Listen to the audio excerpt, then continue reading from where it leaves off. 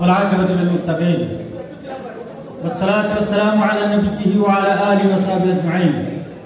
সম্মানিত সভাপতি, বাংলাদেশ জামাত ইসলামী রামগঞ্জ উপজেলা শাখা এবং পৌর সভাপতি এবং অন্যান্য রাজনীতিবৃন্দ, আমার সম্মুখে রামগঞ্জ উপজেলার সকল ইউনিয়ন থেকে আগত নেতৃবৃন্দ, আসসালামু আলাইকুম রহমতুল্লাহ।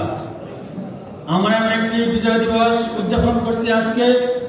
যে বিজয় দিবসটা বাংলাদেশের ইতিহাসে সর্বপ্রথম বিজয় দিবস আমরা ঘোষণা করছি। এখন আমরা যে বিজয় ছিল, এটি ছিল ভারতের বিজয়, আজকে হলো বাংলাদেশের বিজয় ইনশাআল্লাহ। এই বিজয় আমাদের থেকে আর কেউ ছিনিয়ে নিতে পারবে না। এই বিজয় আমরা সকল শক্তি দিয়ে, সকল ঐক্যবদ্ধ আন্দোলনের মাধ্যমে আমরা ধরে রাখবো ইনশাআল্লাহ। এই উদাত্ত আহ্বান থেকে আমি আমার সংক্ষিপ্ত কথা শেষ করলাম। আসসালামু আলাইকুম রহমতুল্লাহ।